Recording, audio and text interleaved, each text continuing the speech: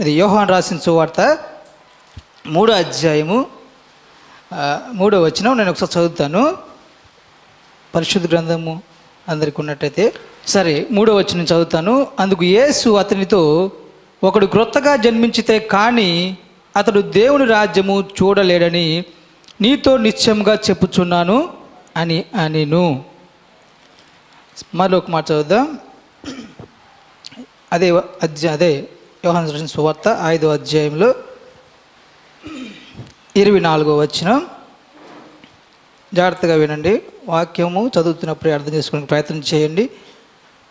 నా మాట విని, ఈ మాట ప్రభువైన యేసుక్రీస్తు వారు స్వయంగా అదిగి ఇది రెండు కూడా ఆయనే తన నోటితో స్వయంగా చెప్తున్న మాటలు ఇవి. నా మాట విని నన్ను పంపిన వాని యందు విశ్వాసముంచువాడు నిత్య జీవము గలవాడు. వాడు తీర్పులోనికి రాక మరణంలో నుండి జీవంలోనికి దాటి ఉన్నాడని మీతో నిశ్చయంగా చెప్పుచున్నాను. కళ్ళు మూసుకుందాం, చిన్న ప్రార్థన చేసుకుందాం. పరిశుద్ధుడైన మా దేవ, గొప్పవాడా, నీతిమంతుడా, శక్తిమంతుడా, బలవంతుడా, నిత్యము ఆరాధనకు యోగ్యుడా, నిఘనమైన నైనా శ్రేష్టమైన నామానికి లెక్కలేని స్తుతులు స్తోత్రములు చెల్లిస్తున్నాం ప్రభా. నిజంగా ప్రభా, నువ్వు నాయన మమ్మల్ని ప్రేమించిన దేవుడు, నమ్మదగిన దేవుడు అయ్యా.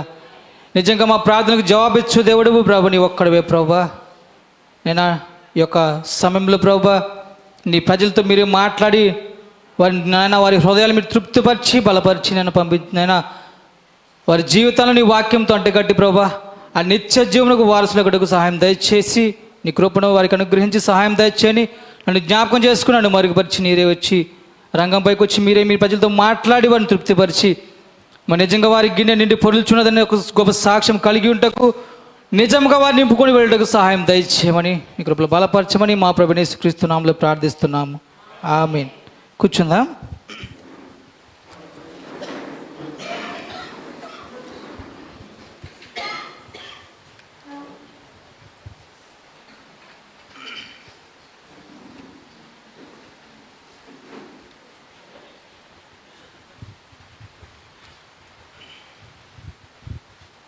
Praise lord. హల్లెలూయా. ఒక చిన్న కోరస్, ఒక్క పల్లవే పాడతాను, కొత్త పాట. లాస్ట్లో 2 చరణాలు పాడదాము. నేర్చుకుంటే అంటే బాగుంటుంది అనుకుంటున్నాను. కిటికీలన్నీ ఏసీ మళ్ళీ ఏసీ పోతూ ఉంటుంది. Praise lord. హల్లెలూయా. నా గృహము మధురమైన గృహము. హల్లెలూయా. దయచేసి ఎవరు నిద్రపోవద్దు, అందరూ కళ్ళు తెరిచే ఉండండి. కళ్ళు మూసుకునే వాళ్ళు కూడా కళ్ళు తెరిచే ఉండండి. ప్రయత్నం చేద్దాం కళ్ళు తెరిచి ఉంచడానికి. హల్లెలూయా. నా గృహము మధురమైన గృహము, నా ప్రియునితో యుగ యుగములు జీవించేనా మధుర గృహము. నా ప్రియునితో యుగ యుగములు జీవించేనా మధుర గృహము. నా గృహము మధురమైన గృహము, నా గృహము మధురమైన గృహము. Praise lord. హల్లెలూయా. ఎందుకు ఈ మాట పాడవలసి వచ్చిందంటే చెప్తాను. నేను రీసెంట్గా ఒక వర్తమానం కోసం ఎందుకో దేవుడు ఒక ఆలోచన పెడితే, అయ్యగారు ఎప్పుడైనా సరే నిజంగా అయ్యగారు చెప్పేటప్పుడు నాకు ఒక ఆలోచన దేవుడు పుట్టిస్తాడు. ఆయనే ముందు, తర్వాత నేను. ఆ మాటను బట్టి నేను ఒక దేవుని అడుగుతాను, నాకు ఏమన్నా అందులోంచి ఒక వర్తమానం ఏమైనా దొరికింది ప్రభు, ఎందుకంటే సేవకుడు సడన్గా నాకు సమయం ఇస్తారు. నాకు ఒక చాలా చిన్న సమయం ఉంటుంది. నిత్య జీవమును ఎలా పొందుకోవాలి అనే ఒక వర్తమానం, ఆ మాట నాకు కనపడినప్పుడు చాలా ట్రై చేశాను తెలుగులో ట్రాన్స్లేషన్ చేయడానికి. చాలా వరకు దాదాపు ట్రాన్స్లేషన్ చేశాము, కొన్ని పదాలు ఇంకా చేయాలి. సో అది చదువుతున్నప్పుడు అలా అలా అలా అలా కొన్ని మాటలు నాకు దేవుడు సహాయం చేశాడు. ఎందుకని చెప్తానంటే మొన్న సడన్గా అయ్యగారు ఫోన్ చేశారు.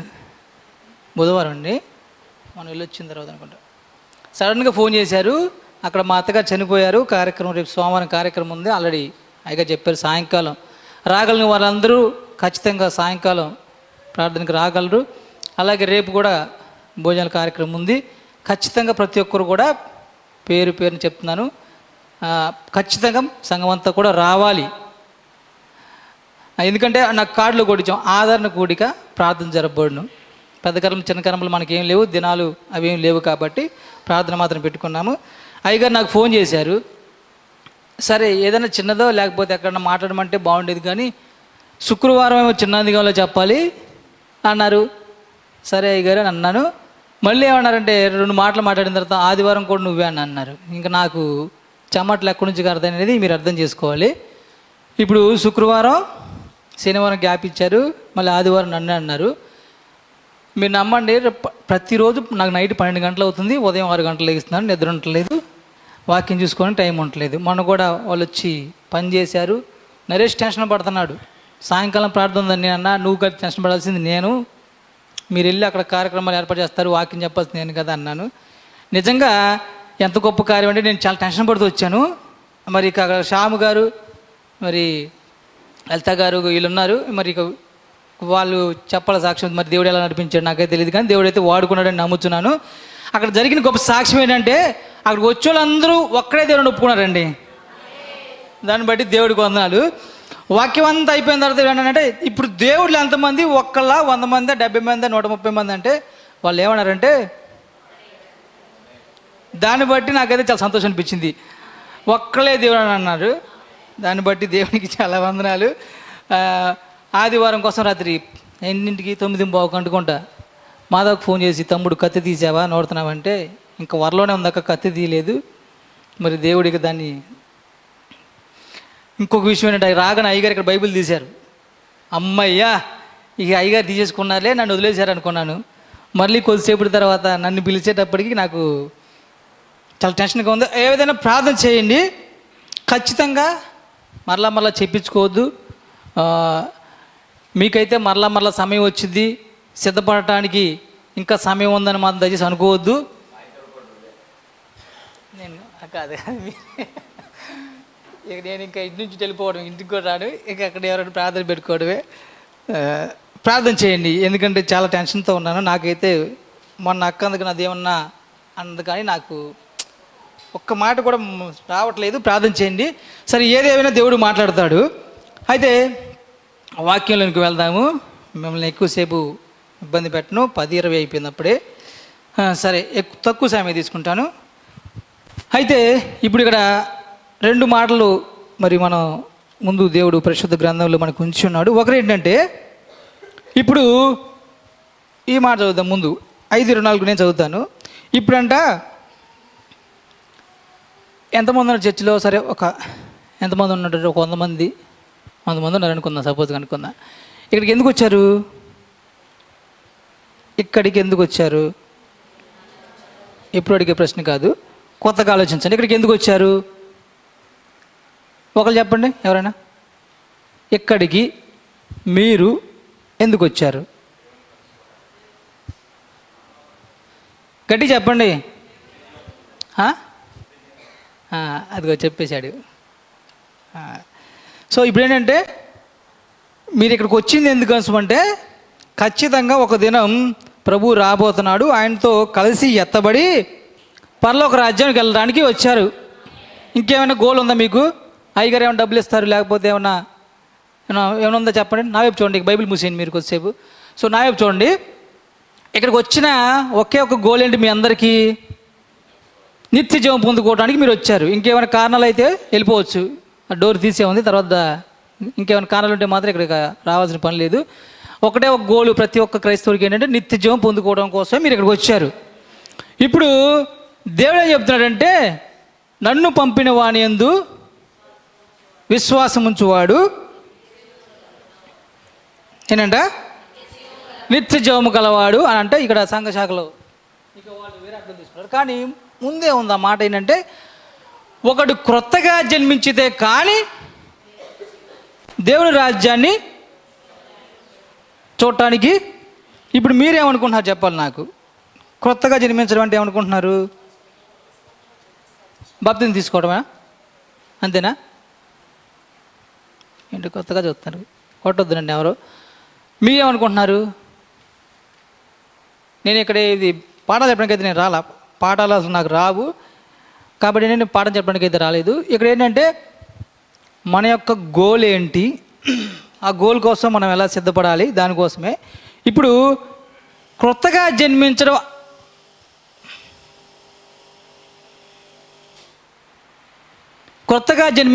అంటే మీరేమనుకుంటున్నారు?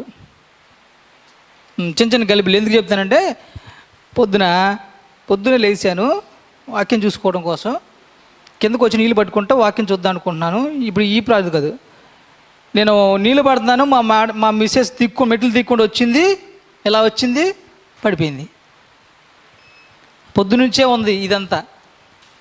ఎలా జరిగిందంటే ఇలా కట్ అయిపోయింది, ఇక్కడ కట్ అయిపోయి కాళ్ళు బ్లడ్ కారిపోతుంది, బాగా పెయిన్ వచ్చేసింది.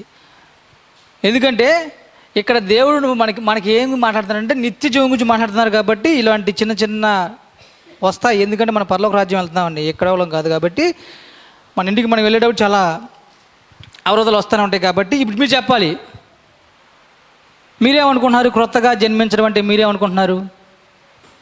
బాప్తిజం తీసుకోవడమా? ఆత్మ ద్వారా జన్మించడం? ఇంకా అంటే ఆత్మ ద్వారా జన్మించడం అంటే మళ్ళీ ప్రశ్న ఇది ఏంటో. సరే, ఏదైనా సరే ఇప్పుడు ఏమంటే మీరు పరలోక రాజ్యానికి కనుక వెళ్ళాలి అంటే మీరు క్రొత్తగా జన్మించితే కానీ మీరు పరలోక రాజ్యానికి వెళ్ళటానికి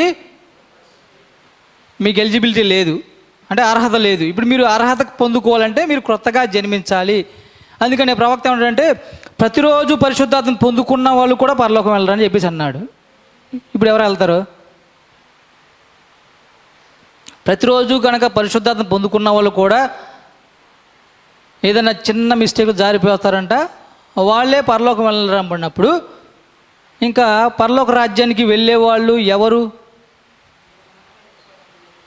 కాబట్టి ఏంటంటే ప్రవక్త ఏమంటాడంటే ఇప్పుడు యేసు ప్రభు వారు, సరే మొన్న అక్కడ ప్రశ్న వేసా, ఈస్టర్ ఎందుకు జరుపుకుంటారు అని. మీరందరూ పండగ చేశారు కదండి, ఈస్టర్ ఎందుకు జరుపుకుంటారు? మీకు ఏమైనా రీజన్ ఉందా? బైబిల్లో రుజువు ఉందా? రుజువు ఉంటే చూపించండి, లేకపోతే వితౌట్ రీజన్ ఎందుకు చేస్తారని అలా ప్రశ్న వేశారు. అలాగేంటంటే ఇప్పుడు ప్రభు అయిన యేసు ప్రభు వారు బ్యాప్తిజం తీసుకున్న తర్వాత, వింటున్నారా, తీసుకున్న తర్వాత ఆయన ఎప్పుడైతే నీళ్ళలోంచి అలా నడుచుకుంటూ వచ్చేటప్పుడు ఆత్మ పావురం వలె దిగొచ్చి ఎవరికి కనపడింది? ఒక్క యోహానికి మాత్రమే కనపడి ఆయన గురించి ఒక సూచన ఆయనకి మాత్రమే చెప్పబడింది. అప్పుడు ఆయన నడుచుకుంటూ ఎక్కడికి వెళ్ళాడు? యేసుప్రభు వారు అరణ్యంలోకి వెళ్ళి 40 రోజులు 40 పగళ్ళు 40 రాత్రులు అపవాది చేత శోధించబడిన తర్వాత వచ్చాడు కదా. ఇప్పుడు వీళ్ళు ఏం చేశారంటే ఈస్టర్కి ముందు 40 రోజులు తీసుకొచ్చి ఇక్కడ అటాచ్ చేసి దీనికి ఒక లింక్ కలిపి ఇప్పుడు యేసుప్రభు వారు 40 రోజులు శ్రమపడి అంటే ఈ శ్రమల దినాల తర్వాత సిలువేశారని చెప్పేసి వీళ్ళు 40 రోజులు పూజా కార్యక్రమాలు చేసి 41వ రోజు సిలువేసి 42వ రోజు సమాధిలో ఉంచి 43వ రోజు లేపుతున్నారు వీళ్ళు కదా, అవునా కదా? సరే, వాళ్ళకి ఎవరో చెప్పుంటారు, సరే వాళ్ళు చేసుకుంటే మనకేం ప్రాబ్లం లేదు. కానీ ఇప్పుడు విషయం ఏంటంటే ఆ కార్యక్రమం జరిగిన తర్వాత ఎలా ఉన్నారంటే యేసు ప్రభు వారు ఎక్కడి నుంచి ఎక్కడికి వెళ్ళినా గొప్ప గొప్ప సూచక్రియలు జరుగుతున్నాయి. ఆయన వెంబడించే వారి చేత జరిగిస్తూ ఉన్నాడు, అవునా? ఆయన గురించి విన్నవారు పొందుకుంటూనే ఉండారు కదా. అసలు ఆయన ఎక్కడి నుంచి ఎక్కడికో వెళ్ళాలంటే మనం అన్నాను, ఒక్క వ్యక్తి కోసం ఎంతమంది అయినా శ్రమ పెట్టే దేవుడు ఆయన. ఒక వ్యక్తి ప్రార్థన చేసి ఆయన్ని కలుసుకోవాలంటే ఎంతమందినే శ్రమ పెట్టే దేవుడు. సరే, ఇప్పుడు విషయం ఏంటంటే ప్రవక్త ఏమిటంటే మొన్న వీళ్ళిద్దరు ఉన్నారు కాబట్టి మీ అందరూ చెప్దామని నా ప్రయత్నం అంతే. క్రొత్తగా జన్మించడం అంటే ఏంటంటే అంటే మీరు పరలోక రాజ్యానికి వెళ్ళాలి అనుకుంటున్నారు కాబట్టి, అవునా? ఎంతమంది వెళ్దాం అనుకుంటున్నారు? మిగతా వాళ్ళకి ఎవరికి ఇంట్రెస్ట్ లేదు, సరే, నో ప్రాబ్లం. సో పరలోక రాజ్యం వెళ్ళాలనుకుంటున్నారు కాబట్టి ప్రవక్త చెప్పారంటే ఒకడు క్రొత్తగా జన్మించడం అంటాం ఏంటంటే ఇప్పుడు సరే మనం ఒక తప్పు చేస్తూ తర్వాత ఒక మారుమనసు పొంది మనం క్రీస్తులోకి రక్తం చేత కడగబడి వచ్చాం కదా. ప్రవక్త ఏమన్నాడంటే, మరలా గనక మీలోకి గనక ఆ స్వభావం వస్తే మీలో ఆ బోర్న్ అగైన్ అంటే కొత్తగా జన్మించిన అనుభవం లేదంట. ఇప్పుడు ఒక వ్యక్తి ఏమంటారు, దొంగతనం చేసే అలవాటు ఉందండి. ఆ వ్యక్తి మారిపోయి వచ్చాడు. మరలా కనుక ఆ వ్యక్తిలో కనుక ఆ ఆలోచన వచ్చిందంటే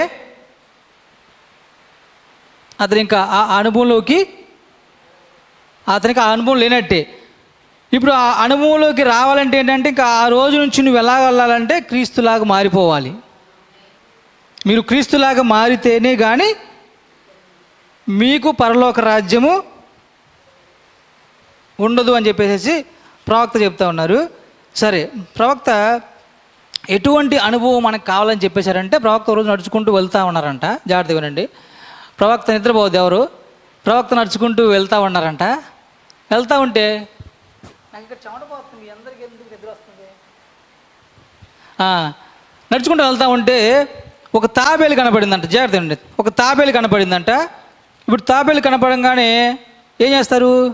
ఇలా ముట్టుకోగానే ఏమైంది? తాబేలు దానికి కొన్ని కండిషన్స్, కొన్ని బౌండరీస్ పెట్టుకుంది. ప్రవక్త ఏమంటారంటే, వాళ్ళకు మనం ఏదైనా చెప్పగానే కొంతమంది ఏం చేస్తారంటే, మనం వస్తుంటేనే కొంతమంది మాట్లాడరు మనతో. ఇప్పుడు సంఘశాఖల వాళ్ళతో మనం డిస్కషన్ చేస్తున్నామంటే వాళ్ళు ఏదో కొత్త బాధ చేస్తారని మన ముందు ఇంట్లోకే రానివ్వట్లేదు కదా. ఇప్పుడు బాబీ అయ్య గారు ఇక్కడ ఉన్నారు. ఎంతమంది కందురుపాడోళ్ళు బాబీ అయ్య గారి ఇంటికి పిలుస్తారు చెప్పండి? చాలామంది పిల్లలు. ఎందుకంటే వాళ్ళతో మన విరోధం ఉంటుంది. విరోధం అంటే మనుషులతో విరోధం కాదు, వాక్యంతో విరోధం. వాక్యాన్ని బట్టి మనం విభేదిస్తాం. అలాగే ఇప్పుడు ఏమవుతుందంటే, ఒక వ్యక్తిని మనం నిజంగా దేవుళ్ళు నడిపించడం కోసం ప్రవక్త ఒక చిన్న ఉదాహరణ ఏం చెప్పాడంటే, వాళ్ళు వెళ్తున్నప్పుడు తాబేలు ఇలాగా ముడుచుకుపోయిందంట. ముడుచుకుపోతే ఇప్పుడు మీరు ఎంతైనా ప్రయత్నించండి, అది మళ్ళీ వస్తుందా? ఆ తల కాళ్ళు బయటకు వస్తాయా? మీరు అంత ప్రయత్నం చేయండి, రావు కదా. అలాగే కొంతమంది ఏం చేశారంటే, అలాగ బౌండరీస్ చేసేసుకొని మేము అనుకున్నదే కరెక్టు, మేమే నిత్య జీవానికి వెళ్తాం అని చెప్పేసి అనుకుంటా ఉన్నారంట. అయితే ప్రవక్త ఏమన్నాడంటే, మీకు పాతకాల పునరుజ్జీవం గురించి చెబుతూ ఉన్నాడంటే, దానిని గనక ఎలా బయట తీసుకురావాలంటే, ఒక పేపర్ తీసుకొచ్చి కనుక మంట వేసి దాని మీద పెట్టండి, అది ఉంటుంది లోపలికి. గబగబా 4 కాళ్ళు బయట తీసుకొచ్చేసేసి తల బయట పెట్టేసి పరిగెట్టదా లేదా? అంటే ఇప్పుడు ప్రవక్త ఏమంటాడంటే, అటువంటి పాతకాల పునరుజ్జీవం కనుక మన సంఘంలోకి రాగలిగితే ఖచ్చితంగా అందరూ కూడా ఆ క్రొత్తగా జన్మించిన అనుభవంలోకి రాగలుగుతారంట. హల్లెలూయా. ఇప్పుడు ఎటువంటి అనుభవం కావాలంటే, ఇప్పుడు మీరు మైకులు పెడితే ఎవరూ పాడలేదు, కరెంటు పోగానే అందరూ స్వరాలు ఓపెన్ చేసేసారు లేదా? లేకపోతే వాళ్ళు పాడుతున్నారులే, మనం ఎందుకు మనం అనుకున్నాం. నిజంగా మీరందరూ కూడా ఒకే స్వరంతో అలాగే దేవుడిని కనుక మీరు ఆరాధించగలిగితే మీరు ఖచ్చితంగా ఒకరోజు ఆయనలాగా మారగలగడానికి అవకాశం ఉంది. హల్లెలూయా. ఒక రోజులో అయ్యే పని కాదు. కానీ మొన్న నేను చిన్నదిగా ఒక మాట చెప్పాను, దేవుని మాట వినకపోతే దేవుడు విధించే శిక్ష. చాలా జాగ్రత్తగా ఉండండి ఈ మాట. నేను టైం గురించి చూసుకోమాకండి, నేను త్వరగానే ముగిస్తా, ఎక్కువ సమయం తీసుకుని. దేవుని మాట మీరు వినకపోతే, పరలోక సంగతి పక్కన పెట్టేసేద్దాము, దేవుని మాట వినకపోతే మీకు వచ్చే శిక్ష ఏంటనేది ప్రవక్త వర్తమానంలోంచి మీకు చూపిస్తాను. అయితే ఇప్పుడు ఒక దైవజనుడు ఏం చెప్పారంటే, ప్రవక్తగా మారడానికి సింపుల్గా జరిగిన కార్యం కాదండి అది.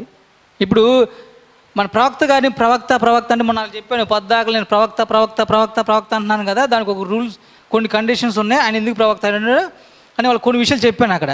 సో ఇప్పుడు విలియం మ్యారియన్ బ్రనహాం గారు గురించి మనం ఈ రోజున మాట్లాడుకుంటూ, ఆయన ఒక ప్రవక్తగా మనం ఎందుకు పిలుస్తున్నామంటే, ఇప్పుడు ఆయన ఏమంటారు, ఆ ప్రవక్త అనే ఆ స్థానంలో రావడానికి ఆయన ఆషామాషిగా ఏమీ రాలేదు, దేవుడు ఆయనకి అలాగ నడిపించలేదు ఆయన్ని. ఇప్పుడు ఆయన ప్రవక్తగా పిలవడానికి ఆయన ఎలాగ వచ్చాడని చెప్పేసి ఆ దైవజనుడు చెప్తూ ఆయన లైఫ్ స్టోరీ అని ఉంది. 51లో ప్రవక్త లైఫ్ స్టోరీ అని ఒక వర్తమానం ఉంది. ఆ వర్తమానంలో కొన్ని విషయాలు, ఆయన జీవితం జరిగిన విషయాలు చెప్పాడు. ఎలా చెప్పాడంటే నాకు అనిపించింది, అందుకని ఆ, ఇవి నా భార్య కూడా ఉంది, ఏంటది ఏమనుకోవద్దు కానీ ఏమనుకోవద్దు అని. దేవుడి విషయంలో ఎవ్వరి మాట వినకూడదు అని అర్థమైంది నాకు. అది పొద్దున చదివాను, ఎందుకంటే వాళ్ళకి చూసాక చెప్పాను కానీ కొటేషన్ చూపించలేదు. దేవుని విషయంలో అందుకని ఏమన్నా బైబిల్ వాక్యం చెప్తుందంటే, నా నిమిత్తము తల్లినైనను తండ్రినైనను ఎవరినైనా సరే భార్యనైనా పిల్లలైనా అందరినీ ఎందుకు దేవుడు విడిచిపెట్ట అంటానికి ఈ వాక్యానికి రుజువు నాకు నేను పొద్దునే దొరికింది నాకు. సో ఇప్పుడు ఏమైందంటే, ప్రవక్త గారి భార్య ఎందుకు చనిపోయింది మీరు చెప్పండి? ప్రవక్త గారి భార్య చనిపోయింది కదా, ప్రవక్త గారి మొదటి భార్య చనిపోయింది, కుమార్తె కూడా చనిపోయింది. ఎందుకు చనిపోయింది? సరే ఆమెకి జబ్బు చేసింది అని మనం విన్నాము, సరే అలాగే జరిగి ఉండదని అనుకున్నాము. ఇప్పుడు ప్రవక్త గారి మొదటి భార్య కుమార్తె ఎందుకు చనిపోయారు అని ప్రవక్త ఆయన వర్తమానంలో చెప్తున్నాడు. 75వ పేర నుంచి చదువుకోండి మీరు. ఆ 51 లైఫ్ స్టోరీ అనే వర్తమానంలో 51/4/15వ రోజున ప్రవక్త వర్తమానంలో చదువుకోండి. ప్రవక్త గారు మొదటి నుంచి పెంతెకొస్తులో ఉండి వచ్చారు, తెలుసు కదా మీకు. ఆయన పెంతెకొస్తు అనుభవం నుంచి బ్యాప్టిస్టు, తర్వాత పెంతెకొస్తులో నుంచి తర్వాత ఆయన ప్రవక్తగా వచ్చేశారు. అయితే ఆయన వివాహం అయిపోయింది కాబట్టి పెంతెకొస్తు అనుభవంలో ఒక చోట ఒక రివైవల్ మీటింగ్స్ జరుగుతున్నాయంట. జాగ్రత్త వినండి. అంటే ఉద్యోగ సభలు మనం ఇప్పుడు వింటున్నారు కదా, సువార్త సభలు ఇలాగెలా జరుగుతున్నాయి. అక్కడ ఒక ప్రదేశంలో ఆ ఉద్యోగ కూడికలు ఈ పెంతెకొస్తు అనుభవంలో జరుగుతున్నాయి. అప్పటికి 1937-40 ఆ టైంలో అనుకోండి. ఆ టైంలో అంటే ప్రవక్త ఒక 30 నుంచి 32 సంవత్సరాల వయసు ఆయనకి. ఆయన అప్పటికే పాస్టర్గా ఉన్నారు కాబట్టి. సో ఆ ఉద్యోగ కూడికలు జరుగుతున్నప్పుడు ఏం జరిగిందంటే, ఈయన కూడా అందులో ఒక పార్ట్. ప్రవక్త గారు కూడా వాళ్ళతో కలిసి ఆ గొప్ప గొప్ప ఉద్యోగ కూడికల్లో గొప్ప గొప్ప కార్యాలు జరుగుతున్నాయంట. ప్రవక్త గారు కూడా అందులో ఉండి ఆ మీటింగ్స్ బాగా జరుగుతున్నప్పుడు ఏం చేశారంటే, ఇక్కడ జరుగుతున్నాయి కదా, నువ్వు కూడా మాతో కలిసి ఈ కూడికలో నువ్వు ఉండాలని చెప్పేసి ప్రవక్త గారికి ఆహ్వానం అందింది. ప్రవక్త గారు వాళ్ళతో కలిసి ఆ ఉద్యోగ కూడికల్లో బాగా దేవుని కార్యాలు జరుగుతున్నాయి అక్కడ. సరే దేవుని చేత వాడబడతా ఉన్నారు. అయితే ఆయన భార్యకి చెప్పాడంట. ఆయన భార్యకి ఏం చెప్పాడంటే, హనీ ఇలాగ నాకు ఒక ఆహ్వానం వచ్చింది, నేను వాళ్ళతో కలిసి ఉంటున్నాను, నువ్వు కూడా వచ్చి నాతో జాయిన్ అయితే చాలా బాగుంటుందని చెప్పేసి తన భార్యకి చెప్పాడంట. తన భార్య ఏమందంటే, ప్రవక్త అంతరోడికే జరిగితే నీకు నాకు ఎందుకు జరగదు చెప్పండి, పరలోక రాజ్యం వెళ్దామని అందరికీ ఉందిలే కానీ అది వెళ్ళటం అంత ఈజీ ఏం కాదు. అయితే ప్రవక్త తన భార్యకి చెప్తే తన భార్య ఏమందంటే వెళ్దాము అని చెప్పేసి అందే. ఆయన వచ్చాడు. వచ్చిన తర్వాత ఈవిడ వాళ్ళ అమ్మగారి దగ్గర ఉన్నింది, చెప్పి తీసుకెళ్తాం కదా. అప్పుడు ఏం చెప్పాడంటే, మదర్ ఇన్ లా, అత్తగారు మరి ఇలాగ ప్రార్థనా కూడికలు జరుగుతున్నాయి, మరి అక్కడ నేను కూడా ఒక భాగం అయినాను కాబట్టి నేను కూడా ఈవిని తీసుకెళ్తాను అని చెప్పారు. అప్పుడు వాళ్ళ అత్తగారు ఒక స్టేట్మెంట్ చెప్పిందంటే, నువ్వు ఆవిడని తీసుకెళ్ళటం నాకు ఎలా ఉందంటే, నా ప్రాణం నరకానికి నువ్వు నడిపిస్తున్నంత బాధగా ఉందందంట ఆ మాట. ప్రవక్త గారు ఎంత మృదు స్వభావం అంటే, ఎవరిని ఇబ్బంది పెట్టే మాటలు కానీ లేకపోతే ఆయన స్వభావం అటువంటి వాడు కాదు కాబట్టి, ప్రవక్త ఏమంటాడంటే, నేను ఎవరిని ఇబ్బంది పెట్టే స్వభావం కాదు కాబట్టి ఆ మాట విని సరేలే నేను వెళ్ళను, ఏమని కూడా తీసుకువెళ్ళను అన్నాడంట. ఆ మాటను బట్టి తర్వాత వాళ్ళ నాన్నగారు చనిపోయారంట, వాళ్ళ సహోదరుని ఎవరో కాలు చంపారంట. తర్వాత తన భార్యను పోగొట్టుకున్నాడు, తన ఏమంటారు బిడ్డ కుమార్తెను పోయింది. చాలామంది తన అయిన వాళ్ళందరూ కూడా ఆయన ఏమంటాడంటే, నేను నా దేవుని మాట వినకుండా మా అత్తగారి మాట వినబట్టి, మీకు ఆ మాట చదువుతాను. I listen to my mother in law instead of God. దేవుడి మాటకు బదులుగా మా అత్తగారి మాట నేను వినబట్టి, తర్వాత 1937లో వరదలు వచ్చేసినాయి, నేను నా భార్యని, నా కుమార్తెను, నా తండ్రిని, నా సహోదరుని అందరిని కూడా పోగొట్టుకోవాల్సి వచ్చింది. దేనిని బట్టి అంటే, నేను దేవుడి మాట వినకుండా మా అత్తగారి మాట వినటం వలన. మరి మీరేమనుకుంటున్నారు?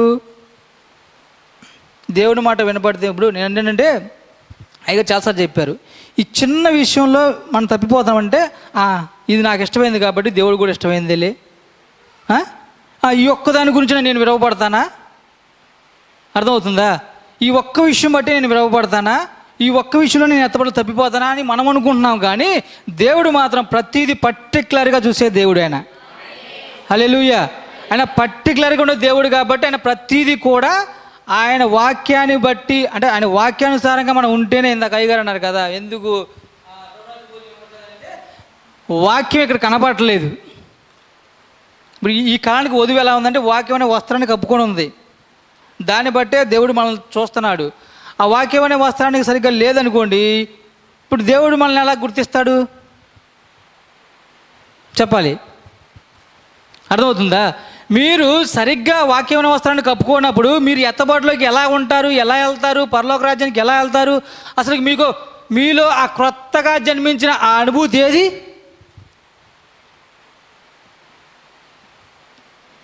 సరే, దేవుడే చూసుకోవాలి దాని గురించి. అందుకని నేను ఏంటంటే ప్రవక్త ఏంటంటే బాప్తిస్మం గురించి ఎక్కడ మళ్ళీ చెప్తాను, అది ప్రవక్త మాటే, నా మాట కాదు. మీకు కొటేషన్స్ ఉన్నాయి, నా దగ్గర పంపిస్తా కావాలంటే గ్రూప్లో. మీరు ఎక్కడ బాప్తిస్మాల గురించి వాదించడం వల్ల అంటే సంఘాన్ని మీరు ఏ స్థితిలో కూడా ముందుకు నడిపించలేరంట. వాళ్ళని ఎలా అంటే ఏమంటారు, ఆ పాతకాలపు ఏమంటారు దాన్ని, ఆ ఉద్యమం వైపు నడిపించండి, వాళ్ళే వచ్చేస్తారంట దేవుని వైపు.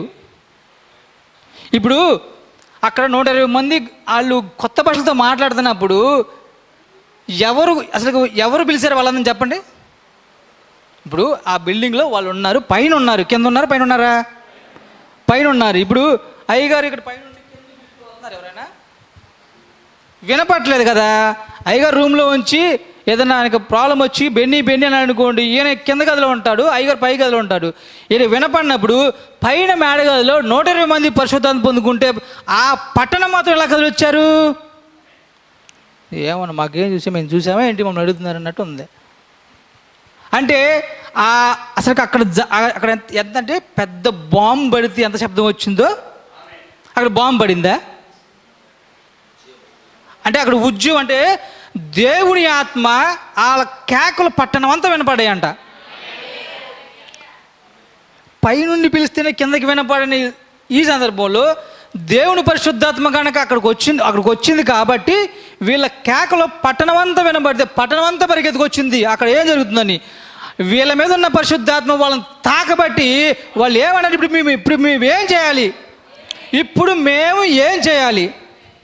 అక్కడ ఎవరిని ఒప్పించలా, ఎవరిని ఇక్కడ మీరు ఏమంటారు వాక్యం చేత బాధ పెట్టి ఎవరిని పొడవలా.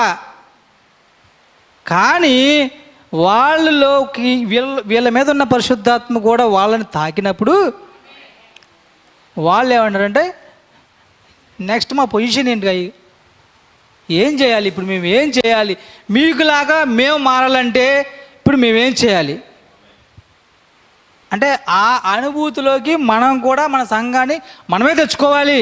ఇప్పుడు కొత్త వాళ్ళు వచ్చినప్పుడు కొత్త వాళ్ళకి మనం చెప్పాలా, వాళ్ళు మనకు చెప్తారా? వాళ్ళు మనకు చెప్తున్నారు చర్చిలోకి వచ్చి, వాళ్ళు ఇట్లా ఉండలేదేంటి, వీళ్ళు ఇట్లా ఉండలేదేంటి, వాళ్ళు మనకు సజెషన్స్ ఇస్తుంటే మనం మార్చుకోవడానికి ట్రై చేస్తున్నాం. కానీ వర్తమాన సంఘాలను చూసి వాళ్ళు మారలా, వాళ్ళని చూసి మనం మార్చేసుకుంటున్నాం. వాళ్ళు ఉంటున్నారుగా, వాళ్ళు పరలోకం వెళ్తారంట, కానీ వెళ్ళరు. మొన్న చెప్పాం కదా, ప్రవక్త ఒక మాట చెప్పాడు, సంఘ శాఖలోళ్ళు, సరే మైకులు వినపడితే పర్లేదు కానీ, సంఘ శాఖలోళ్ళు గనక ఎత్తబాట్లు అంటే పరలోక రాజ్యంలో చేరాలంటే వాళ్ళు ఖచ్చితంగా హతసాక్షి అయితే మాత్రమే వాళ్ళకి ఛాన్స్ ఉందంట. అది ప్రవక్త వర్తమానం, నా మాట కాదు, మళ్ళీ కొత్తగా చూడకండి. సంఘ శాఖలో ఉన్నవాళ్ళు దేవుని కొరకు హతసాక్షి అయితేనే వాళ్ళకి ఎత్తబాటు. మీకేమో మీకు ఫ్రీ, మీరు ఎట్టన్నా తిరిగి వచ్చినా మీకు ఎత్తబాటు వచ్చిందని మీరు నమ్ముకొని వచ్చినట్టున్నారు, కానీ రాదది. వాళ్ళు అంత కష్టపడి వారాలు నెలలు ఉపవాసాలు ఉండి తెల్లగుడ్డలే వేసుకొని మొక్కాల మీద గంటల ప్రార్థన చేసి ఇంతకి ఏమంటారు మోకాళ్ళకి అట్లా కట్టి అంత ప్రార్థన చేసినా వాళ్ళకి పరలోకం లేదంట. చచ్చిపోతేనే యేసుక్రీస్తు కోసం నిలువున చంపబడితే తప్ప వాళ్ళకి పరలోకం లేదు. మీకేమో వధువు అని ఒక ముసుకేసి తీసుకొచ్చి అక్కడ కూర్చోబెడితే మనం వేరే వాళ్ళతో చెప్పించుకుంటున్నాం. కాబట్టి ఏంటంటే మనకి ఇప్పుడు ఏ అనుభవం కావాలి?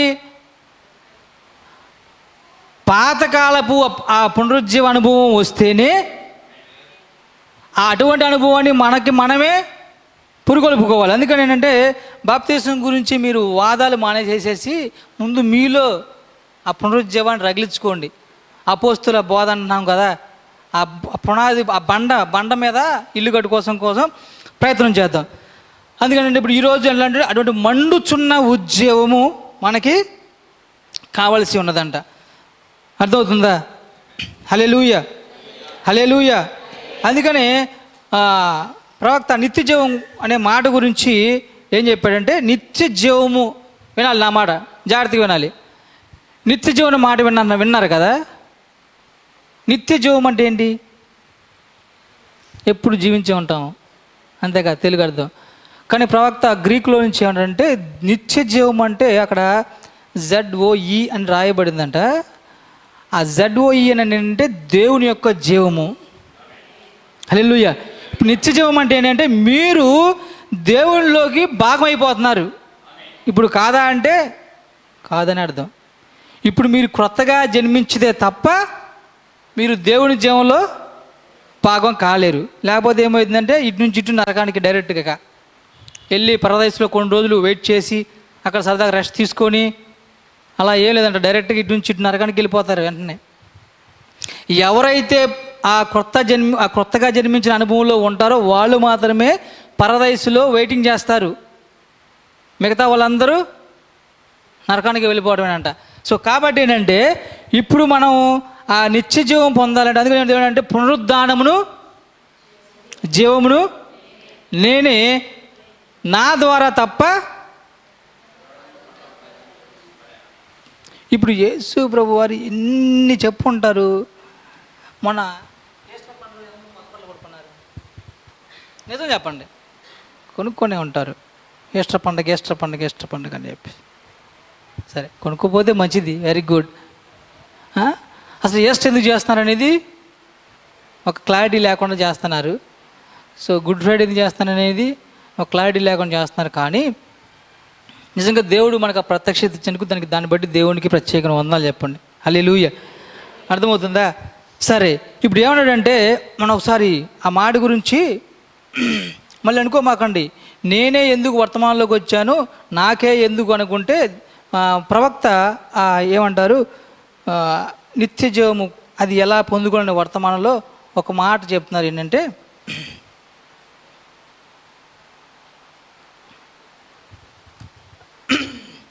ఇప్పుడంట ఏదైనా సరే ఇప్పుడు మీకు ఏమవుతుందంటే ఈరోజు దేవుడు మీరు పరలోక రాజ్యం ఎలాగా చేరుకోవాలనే ఒక మాట ద్వారా దేవుడు మీతో మాట్లాడుతున్నాడు. అందుకని ప్రవక్త ఏమంటే మీరు కనుక అక్కడికి వెళ్ళే ఆ మార్గంలో కనుక మీరుంటేనే ఈ వాక్యం మీ దగ్గరకు వచ్చిందంట. లేకపోతే ఎట్టి పరిస్థితుల్లో ఆ వాక్యము వాళ్ళ దగ్గరికి రాదు. అర్థమవుతుందా? అందుకని ఏంటంటే ప్రవక్త ఏమంటాడంటే వాస్తవానికి దేవుడు తాను ఎవరిని చూడాలని అనుకుంటే వారినే చూసేలా చేస్తాడంట. ఈ మాట అర్థమవుతుందా? ఇప్పుడు క్రిస్మస్ రోజున ఒక వర్తమానం చెప్పి ఎంతమంది గుర్తుంది? క్రిస్మస్ రోజున ఒక వర్తమానం, ఆ జ్ఞానులు ఎవరు అని చెప్పాం. జ్ఞానుల గురించి ఏమో నేను కొత్తగా విన్నా, మీకు వినపడలేదు నాకు తెలియదు.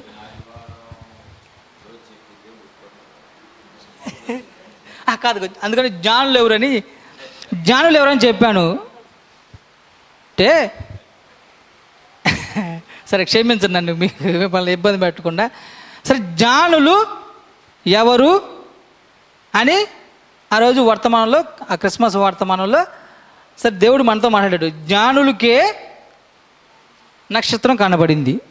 నక్షత్రాల వాళ్ళు ఏమన్నారంటే ఆ నక్షత్రం చూచి మేము ఆయనను ఆ నక్షత్రం వెంబడించి ఆయన ఆరాధించడానికి వచ్చామని చెప్పేసి అని అన్నారు. సో ఇప్పుడు ఏమైందంటే ఆ నక్షత్రాన్ని ముగ్గురు జ్ఞానులే చూశారని చెప్పాం. గుర్తులేదైతే నో ప్రాబ్లం, చెప్పనా మళ్ళీ? సో నక్షత్రాన్ని ముగ్గురు జ్ఞానులే చూశారు. ఆ జ్ఞానులు ఎక్కడి నుంచి వచ్చారని చెప్పాను? ఇదైతే గుర్తుంది. అందుకని మ్యాప్ చూసుకోండి. కల్దీల దేశం అని రాయబడి ఉంది కాబట్టి కల్దీల దేశంలోకి దానియేలుని తీసుకెళ్లారు కాబట్టి ఆ కల్దీల దేశం ఏదో కాదు భారతదేశం అని చెప్పేసి ప్రవక్త ఆయన వర్తమానంలో మనకి రుజువు చూపించాడు. సో వాళ్ళు ముస్లిమ్స్ అని కూడా మనకు అర్థమైపోయింది. సో ఇప్పుడు ప్రవక్త ఏమంటాడంటే, ఆ జ్ఞానులు నక్షత్రాన్ని అనుసరించినప్పుడు ఖగోళ శాస్త్రం గురించి విన్నారు కదా, మనకి ఇప్పుడు మన ఏమంటారు సాంఘిక శాస్త్రం వింటున్నారు కదా సోషల్లో, ఇప్పుడు చదువుతారు. అందులో వాటి యొక్క గమనాలు ఎలా ఉంటాయి సైన్స్లో, అవి ఎలా మూవ్ అవుతాయి, ఎలా దాని గురించి ఇప్పుడు దాన్ని బట్టి ఆ నక్షత్రాలను చూసి ఒకప్పుడు టైం చెప్పేవాళ్ళు కదా, పొద్దున్నే టైం అవుతుందని చెప్పేవాళ్ళు. ఆ నక్షత్రాన్ని చూసి అదిగో 3 చొక్క వచ్చింది, 4 చొక్క వస్తుందని చెప్పేవాళ్ళు. సో ఇప్పుడు విషయం ఏంటంటే, యేసు ప్రభు వారు పుట్టినప్పుడు ఆ ఖగోళ శాస్త్రంలో లేదంట. అంటే వాళ్ళకి అటువంటి పండితులు ఎవరు లేరు. అసలుకి ఆ నక్షత్రాల గురించి ఆనవాళ్ళు లేని టైంలో, వింటున్నారా, ఆ నక్షత్రాల గురించి ఆనవాళ్ళే లేని టైంలో వాళ్ళకే నక్షత్రాన్ని కనుక్కొని ఆయన రక్షకుడిగా పుట్టిన వాళ్ళు ఎక్కడా అని దాన్ని వెంబడించుకుంటూ వెళ్ళారు. ఇక్కడ ప్రవక్త ఏమంటాడంటే, ఆనవాళ్ళే లేని టైంలో ఆ నక్షత్రం వాళ్ళకి కనపడేలాగా ఎందుకు చేశారంటే, వాళ్ళకి దేవుడు వాళ్ళని చూసేలా చేయడానికి ఆయన ఆలోచనలో వీళ్ళు ఉన్నారంట. హల్లెలూయా. ఆయన ఆలోచనలో వీళ్ళు ఉన్నారు కాబట్టి ఆ నక్షత్రం వాళ్ళకి మాత్రమే కనబడి ఇంకెవరో కనపడలా. ఇప్పుడు ఈ వర్తమానం మీరు ఎందుకు వింటున్నారంటే, ఈ వర్తమానం మీ కొరకు దేవుడు సిద్ధపరిచాడు కాబట్టి మీరు వింటున్నారు, కానీ ఇంకొకరికి కాదు ఇది. మా అన్నయ్య కొడుకు రోజు వచ్చేవాడు, 2-3 వారాల నుంచి నాతో వస్తున్నాడు. వాడి వర్తమానం కోసం సిద్ధపరిచి లేడేమో కాబట్టి వాడు ఈరోజు మిస్ అయిపోయాడు. ఈరోజు మిస్ ఎందుకు అయ్యారంటే వాళ్ళ కోసం కాదు, ఇది మీకోసమే. ఎత్తబాటు గురించి ప్రవక్త చెప్పండి, ఎత్తబాటు కొంతమందికేనంట. ఎంతమందికి? కొంతమందికి ఎత్తబాటు, అందరు కాదు. అందుకని ఎత్తబాటు గురించి మీరు చెప్పినా మిమ్మల్ని పిచ్చోళ్ళ చూస్తారు. ఆ ఎత్తబాటు అనే మాటే మీకు వాళ్ళకి విచిత్రంగా ఉంటుంది. ఇప్పుడు ఎత్తబాటు ఎంతమందికి? అందుకని ఏంటంటే, మీరు ఈ ఎత్తబాటులో రావాలంటే ఏమవుతుందంటే, ప్రతి విషయంలో పర్టిక్యులర్గా ఉండడానికి ప్రయత్నం చేయండి. దేవుని విషయంలో, వాక్య విషయంలో, ప్రతి విషయంలో ఈ చిన్న తప్పేగా అని అనుకోమాకండి. ఈ చిన్న తప్పేగా అని అనుకోమాకండి. ప్రవక్త ఏంటంటే, ఆ చిన్న తప్పుని బట్టి కూడా నువ్వు శిక్ష పొందాల్సి వస్తుందంట. ఇప్పుడు ప్రవక్త ప్రార్థనకి వెళ్తాం అత్తగారు, నేను నా భార్య కలిసి అని అన్నారు. అదేం తప్ప? ఇప్పుడు ఆమె ఏమందంటే, నా కూతుర్ని నువ్వు పెంతుకోస్తులోకి తీసుకెళ్తావా, నేను పంపించను, నా కూతురిని పెంతుకోస్తులోకి పంపించను. అది ఎలా అంటుందంటే, ఇప్పుడు ఎలా అంటే దొరుకుతారు కదా వాళ్ళు, కింద దొర్లి గోడ అలా అరుస్తారు కదా. చిచ్చి, నా కూతుర్ని అటువంటి అక్కడ అంటే అటువంటి జనుల మధ్యకి నా కూతుర్ని నేను పంపించను, దానికంటే నన్ను నేను చంపుకున్నంత అని ఆమె చెప్పేసరికి, ఎందుకు అత్తగారిని ఇబ్బంది పెట్టడం అని, సరేలే నేను తీసుకువెళ్ళను, నేను కూడా వెళ్ళను అని అన్నాడు. అది తప్ప? ఏం తప్పండి? దాన్ని బట్టి ఆయన ఎంత ఇష్టం చెప్పండి ప్రవక్తకి. తన మొదటి భార్య అంటే ప్రేమించి పెళ్లి చేసుకున్నాడు. ఆమె కోసం చాలా చాలా పనులు చేశాడు. అటువంటి భార్యని, తండ్రిని, కుమార్తెని, చాలా మందిని కోల్పోవాల్సి వచ్చింది. మీరేమనుకుంటున్నాడు అనుకుంటే, మేము ఏది చేసినా దేవుడు చూస్తా ఊరుకుంటున్నాడు అని మీరు అనుకుంటున్నారు. కానీ దేవుడు ఆయన పని చేసుకుని పోయే దేవుడు. మీరు అనుకోమాకండి. మనం ఒకటి కోల్పోయామంటే దాని వెనకాల మన తప్పే ఉంటుంది. మనం ఏదైనా మన జీవితంలో ఒక అమూల్యమైనది మనం కోల్పోయామంటే దానికి ప్రధాన కారణం మనమే. అది మాత్రం చాలా జాగ్రత్తగా గుర్తుపెట్టుకోండి. ఎవరి మీద నిందేయడానికి అసలు రైట్ లేదు మీకు. మీ తప్పు వల్లే మీకు ఏదైనా జరిగిద్ది. ఎవరు తప్పు చేసి ఎవడో కరోడు వచ్చి మిమ్మల్ని గుర్తు చచ్చిపోరు. మీరు ఏదో చేస్తే దేవుడు దాన్ని ప్రేరేపిస్తాడు. అర్థమవుతుందా? కాబట్టి ఏంటంటే ప్రవక్త చెప్తుంటే, మీరు దేవుని వాక్యానికి 0.001% కూడా అవిధేయతగా ఉండొద్దు. మీ కంటి చూపుతో కూడా చాలా జాగ్రత్తగా ఉండండి. ఎత్తబాటులోకి వెళ్ళాలనుకుంటేనే ఈ చర్చిలోకి రండి దయచేసి. మన చెప్పారు అయ్య గారు, మీరు ఎవరు రాకపోయినా నాకేం పర్వాలేదు. ఎత్తబాటులోకి వెళ్దాం అనుకునే వాళ్ళు, ఇతరుల్ని దేవుని వద్ద నడిపించే వాళ్ళు మాత్రమే రండి. మీ వల్ల ఒక ఆత్మ సరిపోతే, ఒక ఆత్మ ఎన్ని ప్రపంచాలకి అని చెప్పాడు దేవుడు చెప్పండి. మీరు చాలా చాలా తప్పులు చేస్తున్నారు, నేను చేస్తాను అనుకుందాము. ఇప్పుడు మీ వల్ల ఒక ప్రార్థనకు వచ్చే ఒక వ్యక్తి మానేసారు అనుకుందాం. అయ్యగారు ఆ వ్యక్తి కోసం చాలా కష్టపడి ప్రార్థన చేసి వాళ్ళ ఇంటికి వెళ్ళి నడిపించి వాళ్ళ ఇంట్లో కుటుంబారాధనలు పెట్టి ఎలాగోలాగా బాప్తీసం వరకు నడిపించారు. మీ స్వభావం నా స్వభావం, నా మాట మీ మాట తేడాగా మాట్లాడటం వల్ల వాళ్ళు బాధపడి వాళ్ళు చర్చి కనుక మానేస్తే, ఒక ఆత్మ కనుక జారిపోతే, ప్రవక్త ఏం చెప్పాడు ఒక ఆత్మ గురించి? ఒక ఆత్మ 10,000 ప్రపంచాల కంటే, అంటే మీరు చేసే చిన్న తప్పు అక్కడ ఎంత పెద్ద మిస్టేక్ జరుగుతుంది. 10,000 ప్రపంచాల కంటే ఎక్కువైన ఒక ఆత్మ జారిపోతుంది మన వల్ల. దానికి ఎవరు కారణమయ్యాము? అక్కడ బుక్లో రాస్తారుగా, దేవుడు వెంటనే ప్రింట్ అయిపోయింది, మనం రాసుకోవాలి. అక్కడ జస్ట్ మీరు ఇలా అనగానే టైప్ అయిపోయింది, ఫుల్ స్టాప్ పెట్టేస్తాడు దేవుడు అక్కడ. కాబట్టి ఏంటంటే దేవుని వాక్యం పట్ల మీరు చాలా చాలా చాలా చాలా చాలా ఏమంటారు దాన్ని, చాలా చాలా చాలా చాలా జాగ్రత్తగా ఉండాల్సిందే. సరే, ఇంకొక 10 నిమిషాల్లో మోస్ట్లీ ముగించడానికి నేను ప్రయత్నం చేస్తాను. కాబట్టి ఏంటంటే ప్రవక్త ఏమంటాడంటే, మీరు తిరిగి జన్మించకుండా, ఏంటో ఎప్పుడు విశ్వాసం గురించి చెప్పి మ్యాచ్ గారు ఈరోజు ఇంట్లో అనుకోమాకండి, అది దేవుని వాక్యం, నేనేం చేయలేను. జాగ్రత్తగా విని మాట. బోర్న్ అగైన్ అన్నా, క్రొత్తగా జన్మించడం అయినా, తిరిగి జన్మించడం అయినా అన్నీ ఒక్కటే, అన్నిటికీ ఒకటే అర్థం. ప్రవక్త ఏమంటే, మీరు తిరిగి జన్మించకుండా గనక చనిపోతే మీరు నశించిపోయినట్లేనంట.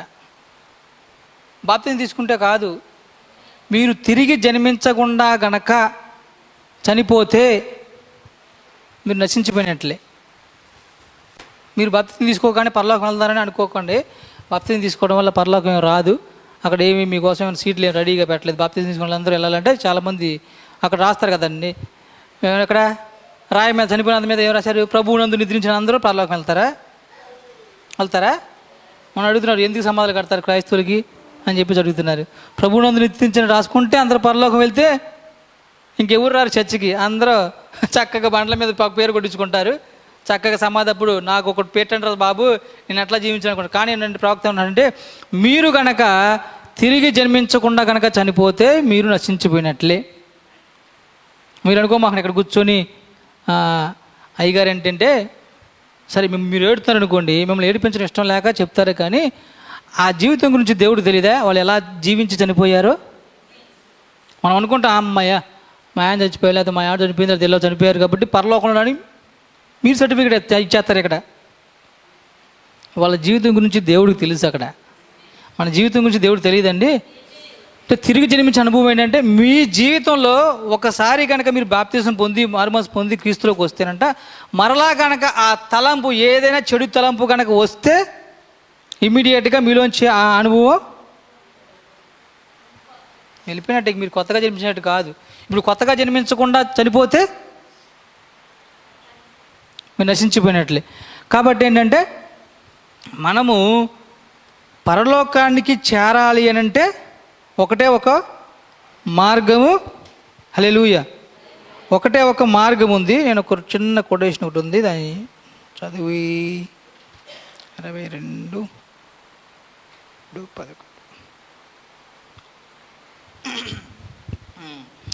ప్రవక్త వర్తమానంలో చిన్న 2 మాటలు ఉన్నాయి, చదువుతాను.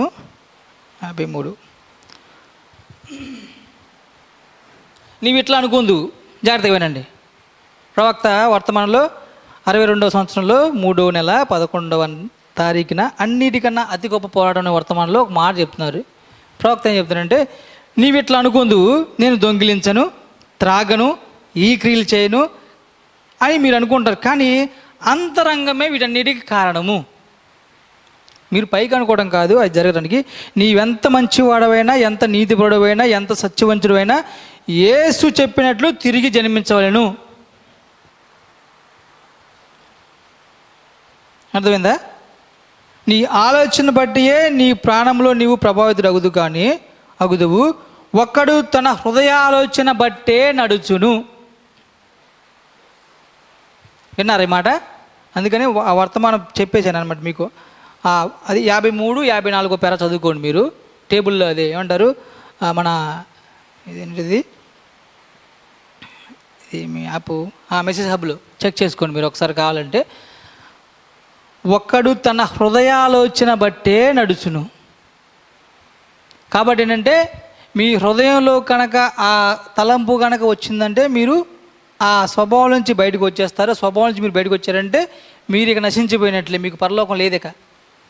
సో పరలోకం కావాలంటే ఏం చేయాలంటే ప్రవక్త అంత డోడికే చెప్తారు కదా పెద్దోళ్ళు, ఏదో హిందూ సామెత ఉంది, అటువంటోడే గాడిదకలు పట్టుకున్నాడు మనం ఎంత అని చెప్పేసాడు. అట్లాగే ఉంటే మన కాలానికి ఈ గడియకి పంపబడిన ఒక ప్రవక్త, ఒక వర్తమానికుడికే దేవుడి మాట వినకపోవటం వల్ల, అక్కడ వినకపోవడం కాదు, ప్రార్థనకి వెళ్దామన్నారు వద్దన్నారు, ఈయన వెళ్ళలేదు, ఫట్ ఫట్ ఫట్ ఫట్ తీసేసాడు దేవుడు.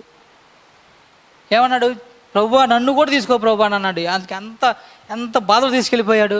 మొన్న మా అత్తగా చనిపోయినప్పుడు నా భార్య అసలు ఎంతగా ప్రతిరోజు 11 అంటే ఆ మనుషులు ఉన్నప్పుడు కాదు కానీ అందరు వెళ్ళిపోయిన తర్వాత తన దుఃఖానంతా అందరి ముందు అసలుకి ఎంత ఏడ్చేస్తుందంటే అంత ఏడ్చేస్తుంది వాళ్ళ అమ్మగారి గురించి.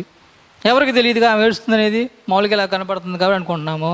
కానీ అయ్యగారు ఎంత బాధ ఉంటుంది, దేవుడికి అంత బాధ ఉండదండి. ఆయన ప్రియమైన వారి మన కోసం మనం చెప్పాను, యేసుక్రీస్తే ఎందుకు వచ్చి చనిపోసి వచ్చింది ఇక్కడికి మీకు చెప్పండి ఈ రోజులే. కానీ మీరు చెప్పాలి నాకు ఆ మాట, మీరు కనుక్కొని చెప్పండి, మీరు ఎవరు చెప్పమాకండి, సరే మీరు చెప్పాలి నాకు. ఇప్పుడు యేసుక్రీస్తు ప్రభువారే ఇక్కడికి వచ్చి చనిపోయి పాతి పెట్టబడి తిరిగి లేవవలసి ఎందుకు వచ్చింది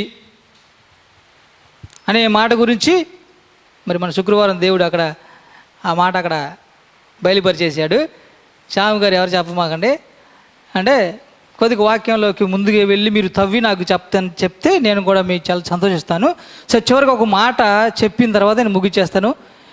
ఈ మాట ఏంటంటే, ఆ రోజు అయ్యగారు నేను బెంజమిన్ పెళ్ళి అయిపోయిన తర్వాత కారులో వెళ్ళేటప్పుడు ఒక మాట మాట్లాడుకుంటూ వెళ్ళాం. వాక్యానికి లోబడిన వ్యక్తి అంటే ఇప్పుడు మనం పరలోకానికి వెళ్ళాలి అంటే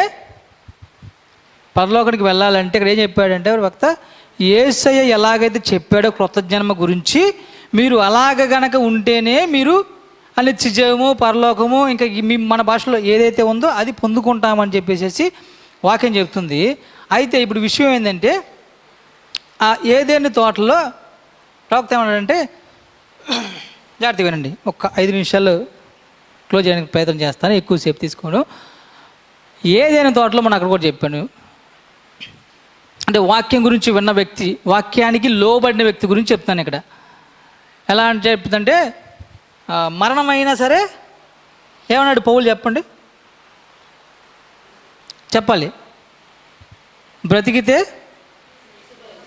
క్రీస్తే చావైతే మేలు అనే ఒక కొటేషన్ అనేది బైబిల్లో గొప్ప మాట రాయబడింది కదా. ఇప్పుడు దేన్ని బట్టి అంటే ఆయన క్రీస్తు ఆ అనుభవంలోకి వెళ్ళబట్టి ఆ మాట వచ్చింది. అంటే వాక్యానికి లోబడిపోయాడు.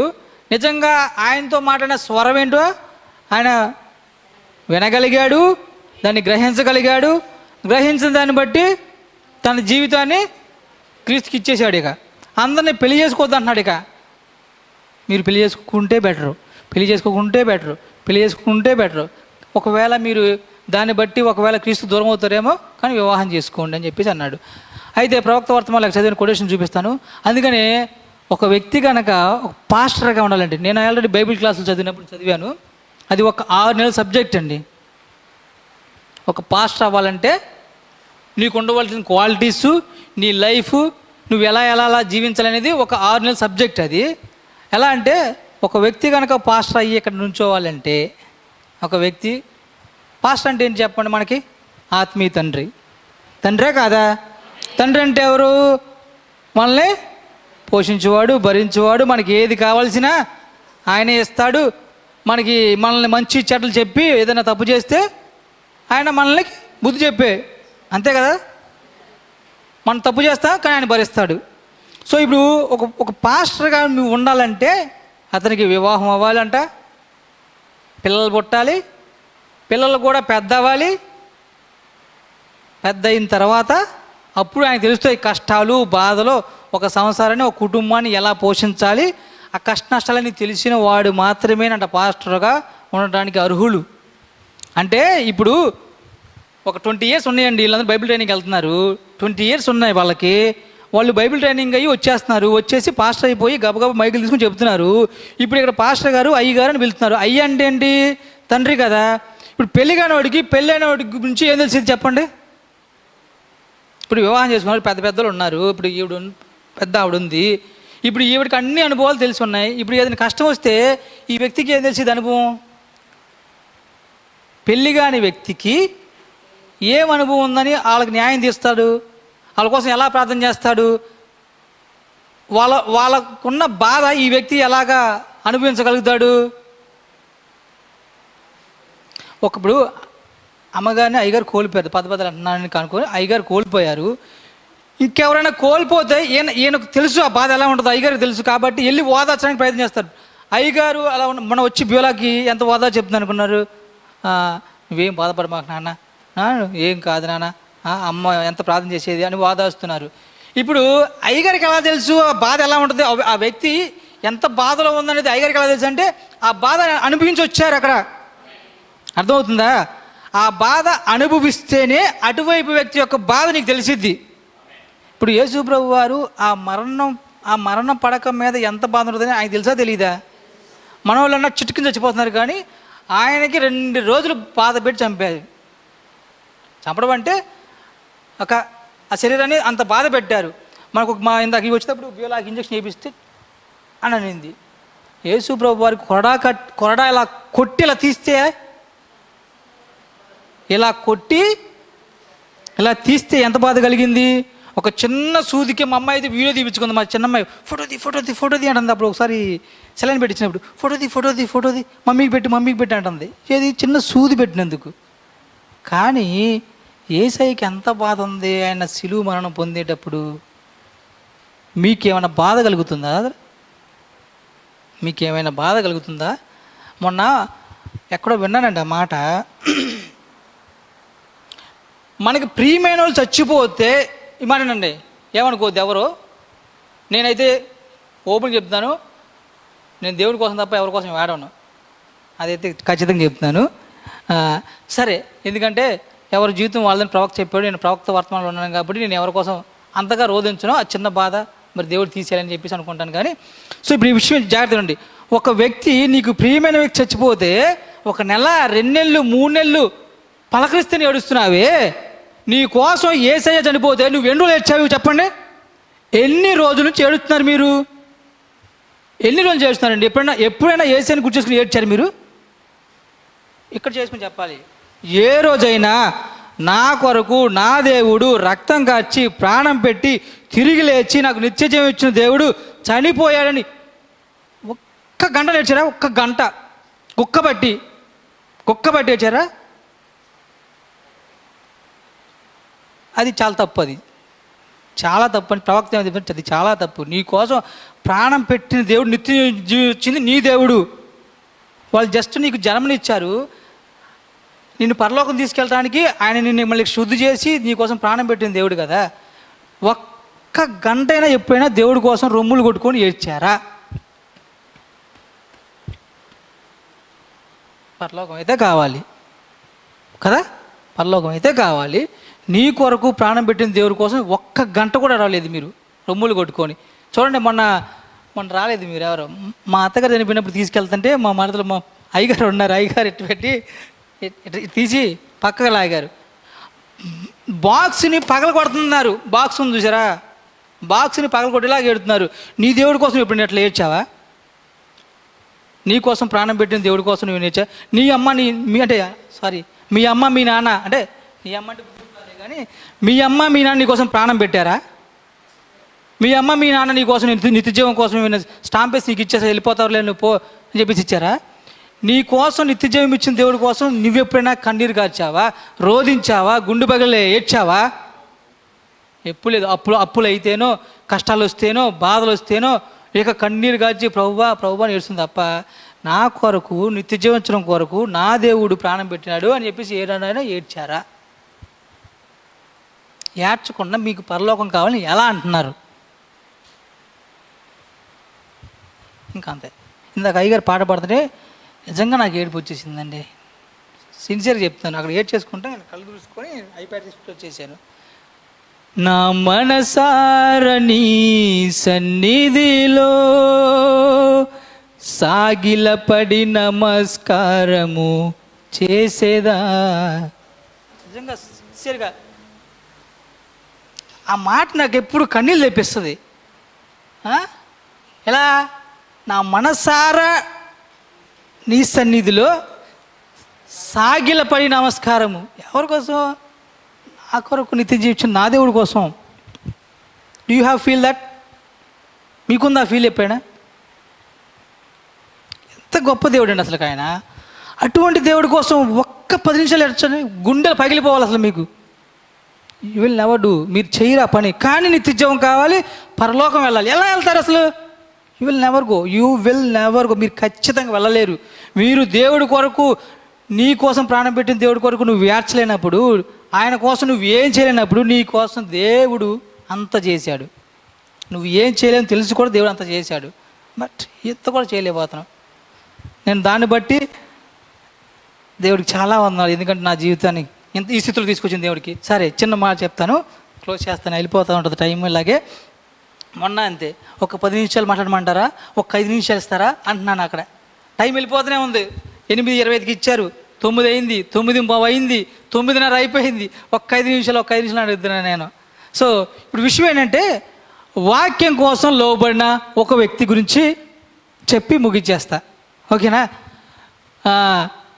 ఇప్పుడు ఏదైనా తోటలో 2 వ్యక్తులే వచ్చారు. అక్కడికి 2 వ్యక్తులే వచ్చారు. మనం అక్కడ వాక్యం చదివించాను. 2 వ్యక్తులే ఉన్నారు. ఒకరు ఎవరు? ఆదాము. చెప్పాలి, మీరు మాట్లాడుతూ ఉండాలి. అయిపోవచ్చింది, నేను క్లోజ్ చేస్తా, ముగించేస్తా. ఒకరు ఆదాము, రెండవలో హవ్వ.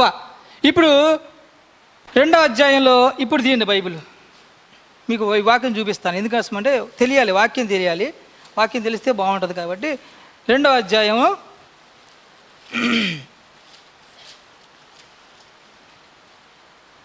20వ వచనంలో కొద్దిగా చదవండి. ఇప్పుడు చదవచ్చు, మీకు అధికారం ఇచ్చాను. చదవకపోతే నేను చదువుకుంటా. సరే, అప్పుడు ఆదాము సమస్త పశువులకును ఆకాశ పక్షులకును సమస్త భూజంతువులకును పేర్లు పెట్టెను. ఎక్కడ? 2వ అధ్యాయం 20వ వచనంలో అన్నిటికీ పేర్లు పెట్టేశాడు. అప్పుడు దేవుడైన యెహోవా ఆదామునకు గాఢ నిద్ర కలుగ చేసెను. అతడు నిద్రించినప్పుడు అతని పక్కటెముకల్లో ఒక దానిని తీసి ఆ చోటును మాంసంతో పూడ్చివేసెను. తరువాత దేవుడైన యెహోవా తాను ఆదాము నుంచి తీసిన ప్రక్కటెముకను స్త్రీనిగా నిర్మించి ఆమెను ఆదాము వద్దకు తీసుకుని వచ్చెను. అప్పుడు ఆదాము ఇట్లనెను, ఏం చెప్పాడంటే, నా ఎముకలలో ఒక ఎముక, నా మాంసంలో మాంసము, ఇది నరునిలో నుంచి తీయబడిన కనుక నారి అనబడును. పెళ్లి వర్తమానం ఏం కాదు. కింద ఉందంటే ఇక్కడ దేవుడు మాట్లాడుతాను. కాబట్టి దేనిని బట్టి, పైన చదివిన దాన్ని బట్టి ఏమన్నాడంటే దేవుడు, కాబట్టి పురుషుడు తన తల్లిని విడిచి తన భార్యను హత్తుకొనును, వారిరువురు ఏక శరీరమై ఉందురని చెప్పేసి అది మొదటి వివాహం జరిగిపోయింది అక్కడ. అయితే దీనికంటే ముందు ఏం చెప్పాడంటే దేవుడు, ఇది జరిగిన తర్వాత ఏం చెప్పాడంటే, ఇప్పుడు ఎవరు ఉన్నారు? ఇప్పుడు 2 మెంబర్సే ఉన్నారు, ఆదాము హవ్వ. వీళ్ళిద్దరికి జరిగిన తర్వాత ఏం చెప్పాడంటే చెప్పేశాడు. కాబట్టి పురుషుడు తల్లిని తండ్రిని విడిచిపెట్టి తన భార్య హత్తుకొని వాళ్ళిద్దరు ఏకశరీరమని చెప్పేశాడు. చెప్పిన తర్వాత కొన్ని కండిషన్స్ చెప్తా ఉన్నాడు. ఏం చెప్పాడంటే, ఇది చెయ్యండి, ఇది చేయకూడదు, ఇది చేయొచ్చు, ఇది చేయకూడదు, ఇది చేయొచ్చు, ఇది చేయకూడదు అని మొత్తం అన్నీ చెప్తా వస్తాయితే. అయితే ప్రవక్త మీకు చెప్పాను, ప్రవక్త ఏం చెప్పాడంటే, ఆదాము భూమికి 2వ దేవుడు అంట. ఆమేన్. ఆదాము భూమికి 2వ దేవుడు. సో ఆ దేవుడు ఏం చేశాడంటే, ఆయనకి ఏది కావాలంటే అది పలికి చేపించుకునే దేవుడు అనమాట. ఇప్పుడు ఇద్దరున్నప్పుడు ఏం చెప్పాడంటే, ఇది జీవవృక్ష ఫలములు చెట్టు, ఇది మంచి చెట్లు తెలుగునిచ్చు చెట్టు, కాబట్టి ఇది తినొచ్చు, ఇది తినకూడదు, ఇది తింటే సస్తామని చెప్పాడు. ఎవరు చెప్పాడు? ఆదాముకి. వింటున్నారా? ఆదాముకి హవ్వకే చెప్పాడు. ఇంకెవరు ఉన్నారు అక్కడ? మీరున్నారా? ఉన్నారు, క్రీస్తులో ఉన్నారులే. సరే, ఓకే, ఇద్దరే ఉన్నారు, ఇద్దరికే చెప్పాడు. ఇప్పుడు ప్రవక్త ఏం చెప్తాడంటే ఆ రోజుల్లో రోజు సర్పం అంట వాళ్ళ ఇంటికి వచ్చి వెళ్తూ మాట్లాడుతూ ఉండేవాడు. ఇప్పుడు మన ఇంటికి వస్తారు కదా, మన పక్కింటి వాళ్ళు పద్దాలు రోజు వస్తా పోతా ఏం కూర వండావమ్మా ఏంటమ్మా అని మాట్లాడుతూ వస్తా పోతా ఉంటారు కదా. ఇప్పుడు దేవుడు చెప్పిన మాట ఒకటి ఇద్దరికి చెప్పాడు. రోజు వచ్చే సర్పము ఒకరోజు ఈ సర్పంలోకి ఆ దుష్టుడు దూరాడు. దుష్టుడు దూరి వచ్చి ఏం చెప్పాడంటే, ఏమన్నాడు? ఇక్కడికి వచ్చి ఇలా వచ్చి ఇది నిజమా అన్నాడు లేదా? ఇప్పుడు ఏమేం చెప్పాలి? ఏది నిజమయ్యా అని అడగాలి, అవునా కాదా? ఇప్పుడు ఇది తింటే మీరు ఇలా అంటగా, ఇది తింటే మీకు ఇలా అంటకంటే ఇప్పుడు ఏం చెప్పాలేమా? నీకు ఇది ఎవరు చెప్పారయ్యా? ఇది మా దేవుడు నాకు నా భర్తకి చెప్పాడు, నీకు ఎట్లా తెలిసిందని ఆమె ప్రశ్నించాలా లేదా?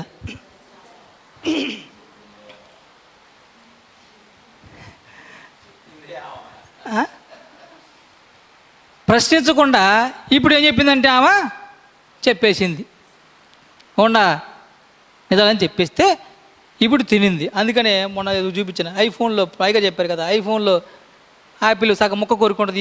ఈ యాపిల్ కాదు, అందరూ ఈ యాపిల్ అనుకుంటున్నారు. పిచ్చోళ్ళారా, యాపిల్ తిన్నారని ఎవరు చూశారు? మీరు చూసారా? యాపిల్ తిన్నారని చెప్పేసి అంటున్నారు కదా. ఈ యాపిల్ చూడాలి, అమెరికా వాళ్ళు చేసిన యాపిల్ ఫోన్ మీద యాపిల్ కొరికిన యాపిల్ సింబల్ పెట్టారు. సో అలాగేనంటే ఇప్పుడు ఆమె చెప్పేసింది, తప్పు జరిగింది, అయిపోయింది, వెళ్ళిపోమంటున్నారు దేవుడు. వీళ్ళు బయలుదేరారు. ఆ రోజు అయ్యగారితో అది మాట్లాడుకుంటూ మేము హోటల్ రూమ్లోకి వెళ్ళాం. ప్రవక్త ఏం చెప్తాడంటే, అసలు చాలా గొప్ప మాట అది, మీ అందరికి కూడా తెలియజేద్దామని చెప్పేసి అనిపించి ఆ రోజు నా భార్యకి కూడా చెప్పాను. వీళ్ళిద్దరిని దేవుడు గెంటేశాడు. ఎక్కడి నుంచి? వెళ్ళిపోయామని చెప్పేసి ఇక ఈయనేమనలేక ఆవినేమనలేక భూమిని శపించాడు, సర్పాన్ని శపించాడు, మొత్తాన్ని సృష్టిని మొత్తం శపించేశాడు. శపించి వీళ్ళిద్దరిని వెళ్ళిపోండి, మీరు వెళ్ళిపోయేసేసి కష్టకార్యం చేసుకుని బతకమని చెప్పేసి పంపించేస్తా వెళ్ళిపోతానంట భార్యను తీసుకొని. అంటాం కదా, మర్చిపోవద్దు, మేలు పొంది ఎన్నడూ మర్చిపోవద్దు. మేలుకి ఇంకో డబల్ ఇవ్వండి, మీరు 100 రూపాయలు ఇస్తే మీకు 200 ఇవ్వండి. అది దేవుడు మనకు అలాగే చేశాడు. సరే, ఎక్కడికి వెళ్ళిపోయినా నో ప్రాబ్లం. సో ఇప్పుడు విషయం ఏంటంటే, ఆదాము హవ్వ వెళ్ళిపోమన్నప్పుడు నేను వెళ్ళిపోయాను చెప్పాను కదా. సరే, నడుచుకుంటూ వెళ్తూ ఉండేసరికి ఇలా వెళ్ళిపోతుంటే దేవుడు అంట ఆదాముని పిలిచాడంట, ఆదామా నన్ను విడిచిపెట్టి వెళ్ళిపోతావా ఆదామా అన్నాడంట.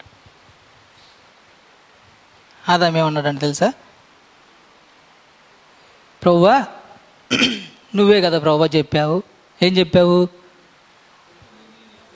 ఈ కారణాన్ని బట్టి, ఏ కారణాన్ని బట్టి ఏమైనా చేసావు కదా, ఈ కారణాన్ని బట్టి పురుషుడు అంటే నేనే కదా, తన తల్లిని, నా తల్లివి నువ్వే, నా తండ్రివి కూడా నువ్వే, కాబట్టి తన తల్లిని తన తండ్రిని విడిచి భార్యని హత్తుకుంటాడు, వాళ్ళిద్దరూ ఏక శరీరం అన్నావు కాబట్టి క్షమించు ప్రభువా, నేను నీ వాక్యాన్ని మాత్రమే గౌరవిస్తున్నాను, నేను నీ వాక్యాన్ని బట్టే నా భార్యను తీసుకొని వెళ్ళిపోతున్నానని చెప్పేసి వెళ్ళిపోయాడు. ఇప్పుడు ఎంతగా దేవుడి వాక్యం లోపడ్డాడు. అప్పుడు ఇంత పెద్ద బైబిల్ లేదు, 4 మాటలు చెప్తే ఆ మాటకే లోబడిపోయాడు ఆదాము. ఎవరైనా ఈ భూమికి 2వ దేవుడు. మీరు పిలిస్తే చెట్టు కాదు కదా, ఆ ఆకు కూడా రాలదు. కానీ ఆదాము పిలిస్తే ఆ చెట్టు ఎగురుకుంటూ వచ్చేదంట, ఫ్రూట్ తినడానికి, ఫ్రూట్ తీసుకోవడానికి చెట్టు వచ్చేదంటండి. అదే ప్రవక్తవర్తమానం తెలుస్తుంది అసలు. అదే ప్రవక్త మాట చెప్పాడు, భూమికి 2వ దేవుడే వాక్యానికి లోబడితే. కడపటి ఆదామని ఎవరన్నా అంటున్నారు ఇప్పుడు? యేసు ప్రభు అన్నాడు. ఆయన ఏమన్నాడు? యోహాను వచ్చి బాప్తిస్మం ఇమ్మంటే ఇది అసలుకి ఇది ఎలా ప్రభు అని అంటే, ఇప్పటికి నీతి యావత్ ఇలాగ జరగాల్సి ఉంది, ఇప్పుడు కానిము అన్నాడు లేదా? యోహాను బాప్తిస్మం ఇచ్చేంత క్వాలిటీస్ ఉన్నాయా దేవుడికి? బట్ ఏమన్నాడంటే ఇది ఇలా జరగాలి, ఇలా జరగనివ్వు. ఏమండి, యెహోషువ ప్రార్థన చేస్తే సూర్యుడు ఎట్లా కాగుతాడు? మీరు బస్సుని ఆపండి, ఇలా లేకపోతే రాయి టచ్ చేసి బాల్ ఉంటుంది కదా, బాల్ టచ్ చేసి ప్రార్థన చేయండి, ఆగిద్దాం. సూర్యుడిని చంద్రుడిని ఆపాడు. ఎవరి ప్రార్థన ద్వారా? యెహోషువ ప్రార్థన చేస్తే సూర్యుడు అసలు అట్లా ఆగిపోయారంట. అటువంటి వాళ్ళు ఎవ్వరు కూడా మనకులా డబ్బు కొట్టుకోవాలా. నేను ప్రార్థన చేస్తే నేను అసలుకి నేను ఏదో కనుక అంటారు అసలు నా అంత ఎక్కడ ఎక్కడ ఎక్కడ ఎక్కడ వాళ్ళ గురించి ఏమి చెప్పుకోలే, ఎక్స్ట్రాస్ ఏం చెప్పాలి. ఎస్తేరు వాళ్ళందరినీ విడిపించింది. ఎక్కడైనా ఆమె గురించి ఏమన్నా ఎక్స్ట్రాలు నేను చెప్పండి బైబిల్లో? గొప్ప గొప్ప కార్యాలు చేసిన వాళ్ళ గురించి వాళ్ళ గురించి వాళ్ళ తగ్గించుకున్న స్వభావం గురించి మాత్రమే రాయబడిందంటే వాళ్ళ స్వభావం అంటే దేవుని స్వభావంలోకి వెళ్ళారు వాళ్ళు.